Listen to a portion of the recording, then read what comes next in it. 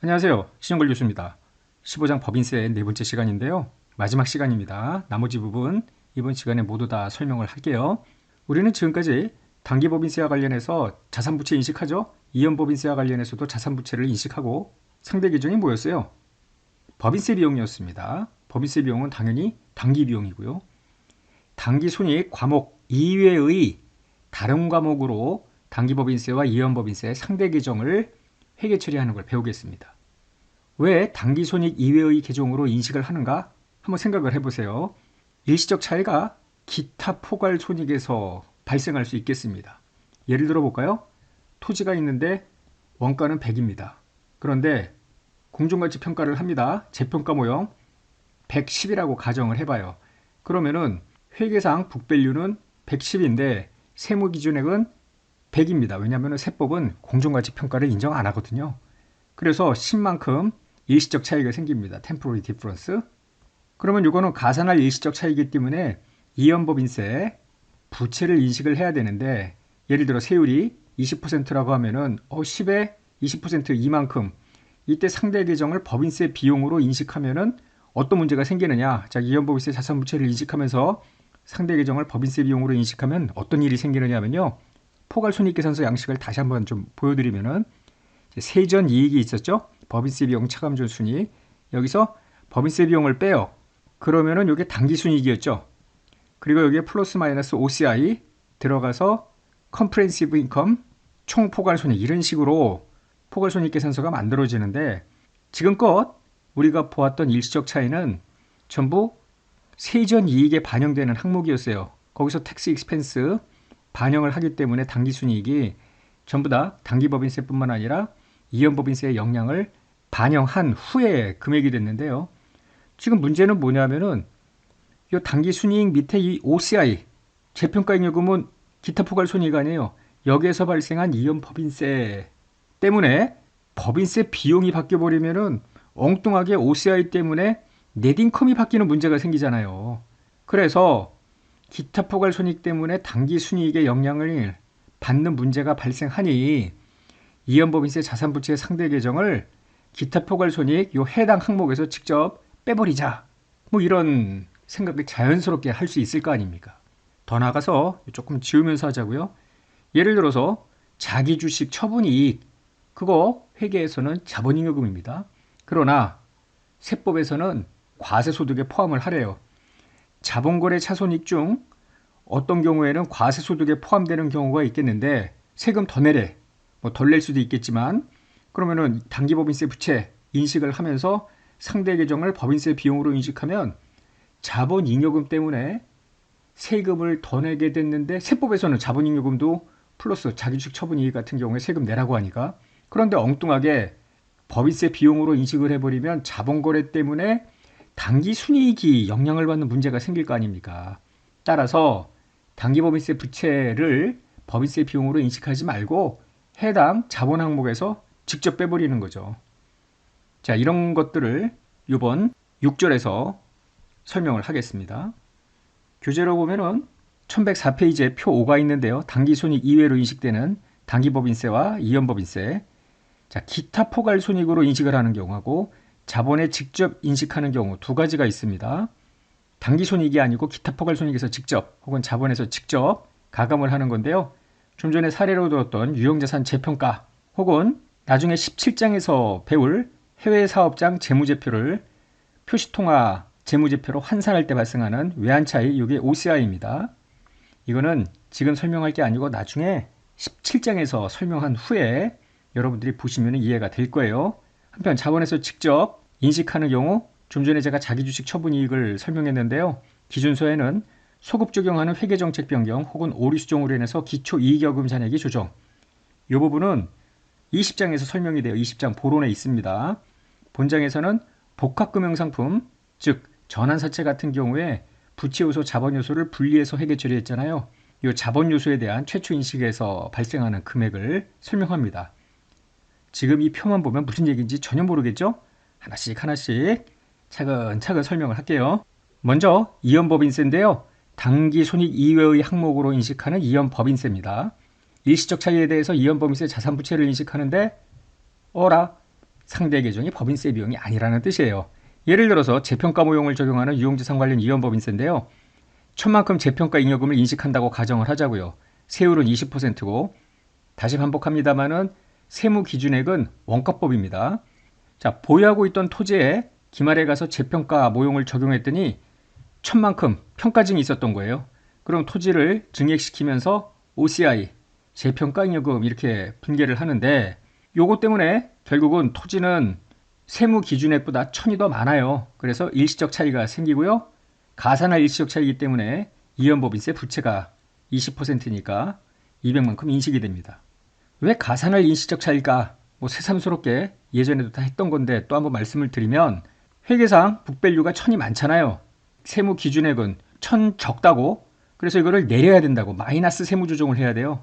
근데 마이너스 세무조정을 지금 하게 되면은 나중에 플러스로 바뀔 거 아닙니까? 언제고 전부 리버스 됩니다. 일시적 차이.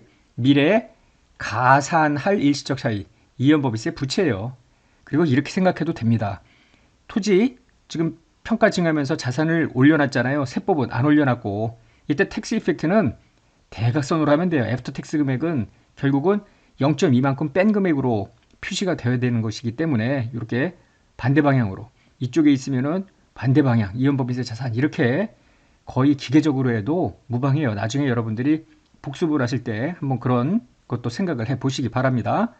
자, 어쨌거나 1,000원에 20%만큼 이연법인세 부채 이 경우에 차변을 법인세 비용, 텍스 익스펜스 이렇게 해버리면은 말도 안 되는 게 재평가 잉여금 때문에 즉 OCI 때문에 OCI보다 상위에 있는 당기 순이익이 바뀌는 문제가 생기잖아요. 요거를 비용으로 인식을 하면 그래서 직접 재평가 잉여금을 죽여버리는 겁니다.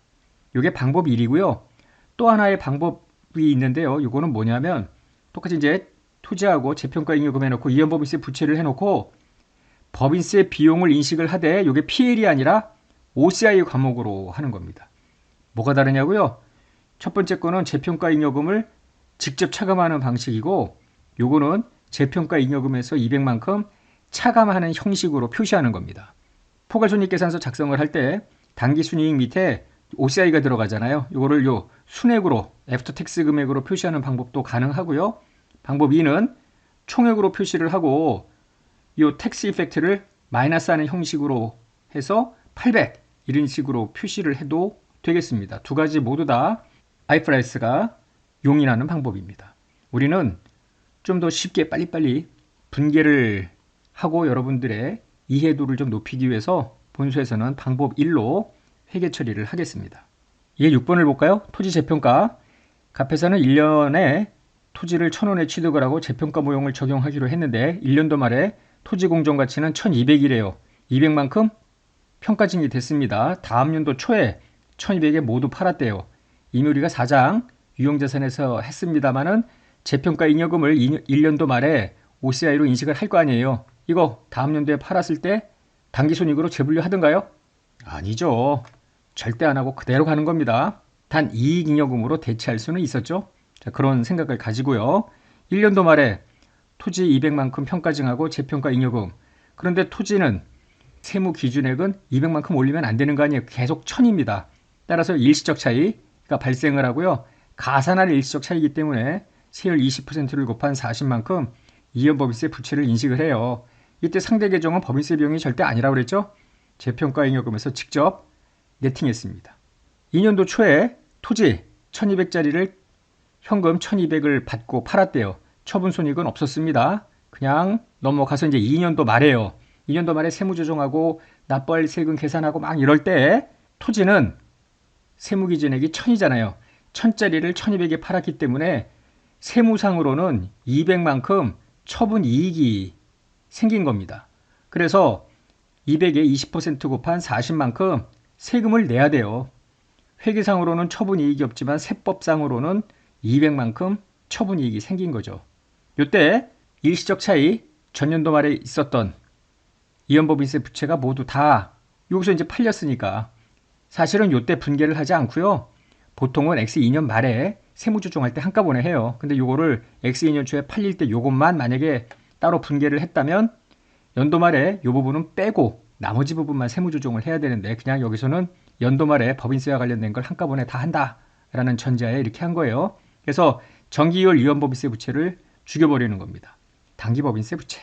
한편 이와 같이 회계 처리하면 X2년 말에 기타 포괄 손익에는 재평가 잉여금이 160만큼 남게 돼요. 즉 1년도 말에 200 잡았다가 40 죽였으니까 160에 OCI가 X2년도로 2월이 됐는데 전혀 손을 안 댔잖아요.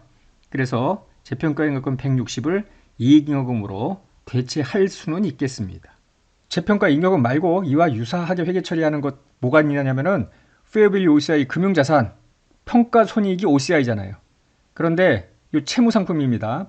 지분 상품도 있죠. 페어밸류 OCI 선택 금융자산. 지분 상품은 OCI 항목으로 분류되기를 선택할 수도 있겠는데 양자의 차이는 뭐냐면은 이 채무 상품은 매각을 하면은 관연도에 인식했던 이 OCI 평가 손익을 단기 손익으로 재분류합니다.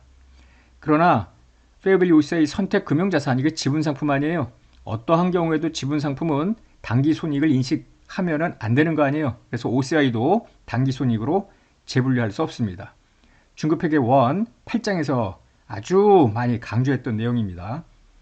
이와 같이 단기 손익 재분류, 단기 손익 재분류 금지에 해당이 되는 OCI 때문에 이연법인세와 관련된 회계 처리가 다릅니다. 양자가. 한번 볼까요? 예, 7번인데요.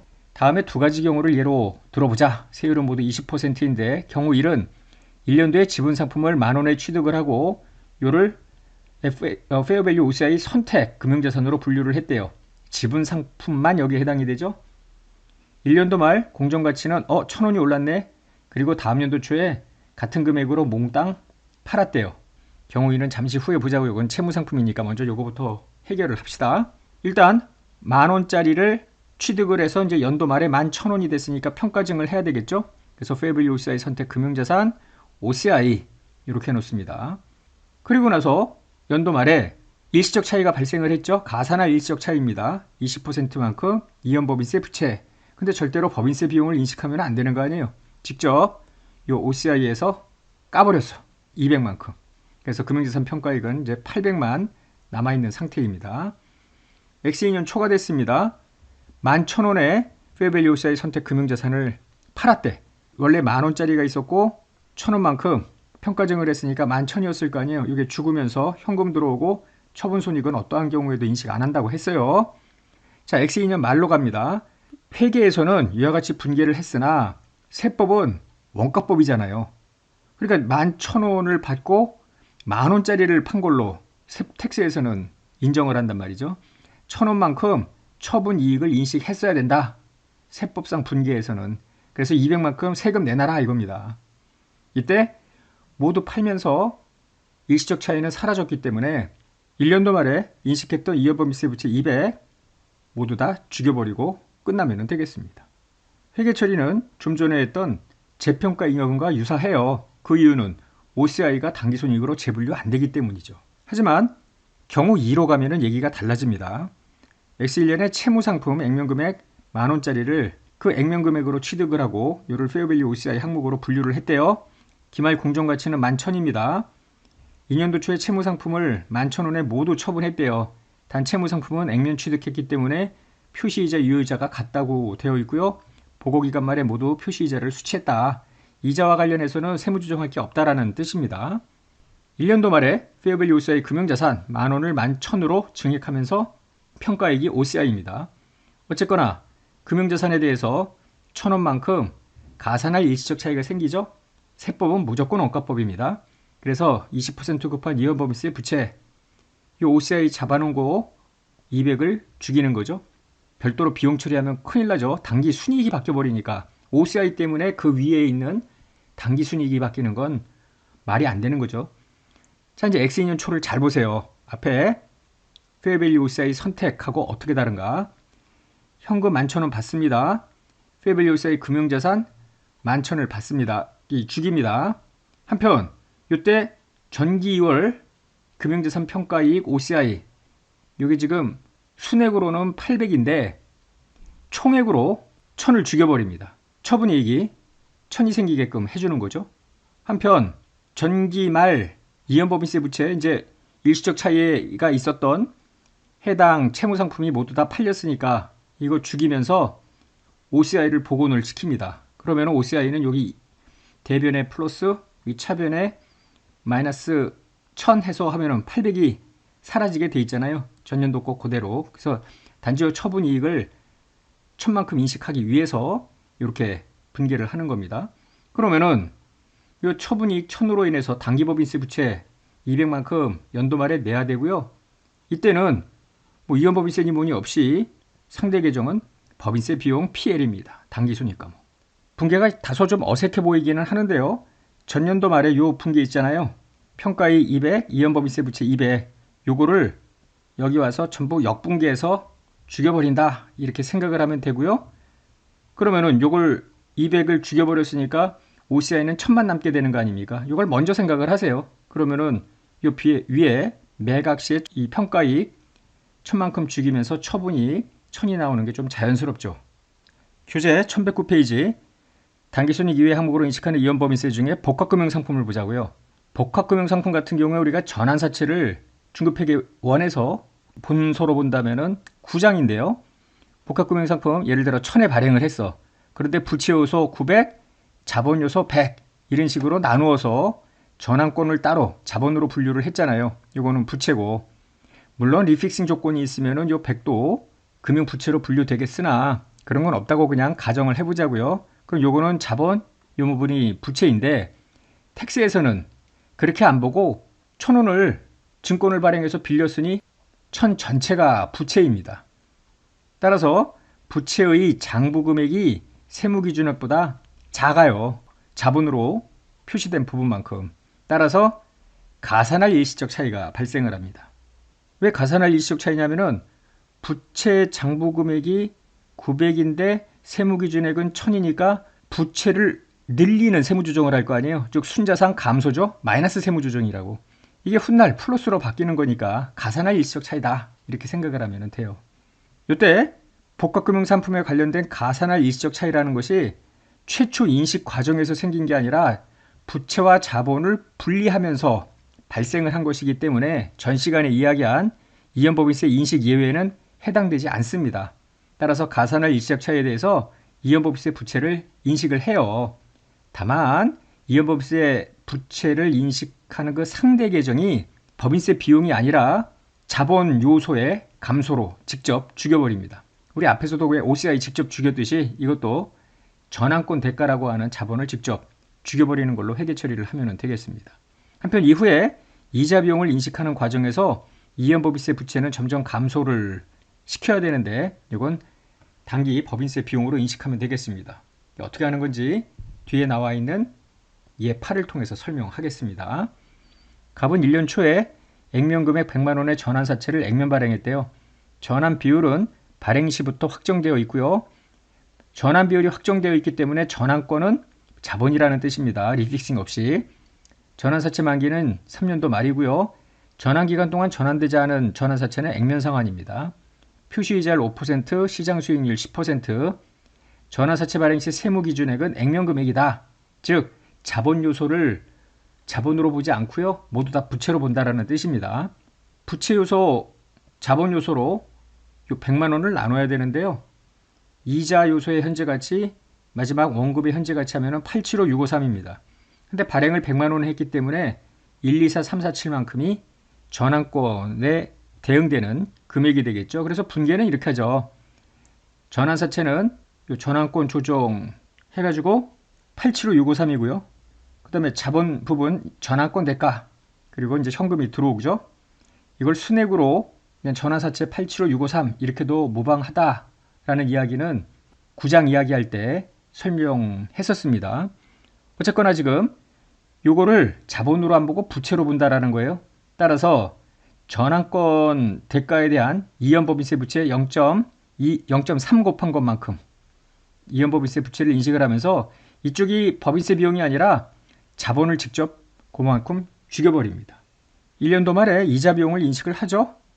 875,653의 10%만큼 이자 비용, 현금은 5%, 전환권 조정, 요 차감 계정을 죽여버리죠. 이렇게 분계를 하면은 전환 사채의 북밸류는 커지죠. 전환권 조정이 상계가 됐으니까. 그래서 사채의 장부 금액이 올라가기 때문에 텍스 베이스는 더 높잖아요. 100만 원이니까 요 간극이 줄어드는 거 아니까 템포러리 디퍼런스가 줄어든다고 매년 요 장부 금액이 지금 액면 금액에 수렴을 하니까 그렇기 때문에 전환권 조정 요거 죽은 것만큼의 30%를 요 이연법인세에서 죽입니다. 요때 상대 계정은 법인세 비용입니다. 지금 이 부분은 앞에서 봤듯이 OCI로 분류되는 수익 비용과는 무관하잖아요. 이자 비용에 대한 부분이기 때문에 법인세 비용 그대로 OCI가 아니고요. PL로 인식을 하면 되죠. 이번에는 6.3절인데요. 1110페이지 당기손익 이외의 항목으로 인식하는 이번엔 당기법인세입니다. 자기주식 처분 손익이 대표적인 사례예요. 자본거래 손익을 회계에서는 자본거래 차익은 자본잉여금, 자본거래 차손은 자본조정으로 놓는데 세법은 특정 경우에 과세소득에 반영을 해버려요. 그러나 이거는 일시적 차이가 아닙니다. 일시적 차이는 자산 부채의 장부 금액과 세무 기준액의 차이지 이와 같이 자기 주식을 샀다가 팔아버리면서 이익이나 손실 이거하고는 무관한 거 아닙니까? 따라서 당기법인세를 인식을 할 때 상대 계정은 법인세 비용이 아니라 이 자본거래 손익, 즉 자기주식 처분이익 뭐 이런 거에서 상계를 한다는 겁니다. 예를 들어서 자기주식 10,000원짜리를 12,000원에 팔았어요. 그러면은 자본잉여금으로 2천만큼 자기주식 처분이익을 인식을 할 거 아니에요. 세율은 20%로 가정을 하자고요. 400만큼 세금을 더 내야 된다고. 이때 차변이 법인세 비용 이러면 말이 안 되는 게 자본잉여금 때문에 당기순이익이 바뀌는 문제가 생겨버리잖아요. 따라서 자기주식 처분이익에서 직접 죽여버린다. 이렇게 보면 되겠죠. 1112페이지에 있는 예9번은 자기주식 처분이 자기주식 처분 손실의 사례인데요.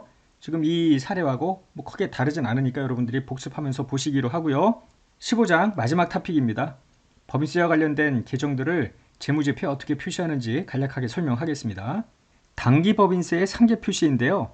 즉 당기법인세 자산, 당기법인세 부채를 상계해서 순액으로 표시하는 건데 좀 이상하지 않으세요? 당기법인세 자산과 당기법인세 부채가 어떻게 동시에 나오지? 여러분들은 IFRS를 공부할 때 이걸 항상 생각을 해 두셔야 돼요. IFRS는 기본 재무제표가 연결 재무제표입니다. 그래서 개별 재무제표가 아니고요. 그렇기 때문에 연결 재무제표 만들 때 A라는 회사는 당기법인세 자산일 수 있고요. B는 연결 범위에 포함되는 또 다른 종속회사는 부채일 수도 있고 뭐 여러 회사들이 있을 거 아니에요. 이때 인식된 금액에 대한 법적으로 집행 가능한 상계 권리를 가지고 있다거나 순액으로 결제하거나 실현하는 동시에 결제할 의도가 있다 이러면은 상계 표시가 가능하다라는 뜻으로 여러분들이 보면 되겠습니다. 연결 재무제표 관점이에요. 그래서 개별 재무제표에서는 상계할 일이 없잖아요. 그냥 단독 회사니까. 이연법인세도 다음의 조건을 모두 충족하면 상계 표시하는 겁니다. 즉 당기법인세 자산, 당기법인세 부채를 상계할 수 있는 법적으로 상계 권리를 갖고 있거나 이연법인세 자산 부채가 다음 경우에 동일한 과세 당국에 의해서 부과되는 법인세와 관련이 되어 있으면 퉁쳐라 이런 거고요. 연결 재무제표에서는 웬만하면 여기에 해당이 되면 상계하라, 상계해서 표시하라는 뜻입니다. 개별 재무제표하고는 좀 거리가 멀죠. 한편 우리는 이연법인세 자산, 이연법인세 부채 이런 계정들을 앞에서 보았는데요. 얘를 유동, 비유동, 자산 부채 어디에다가 분류를 할 거냐?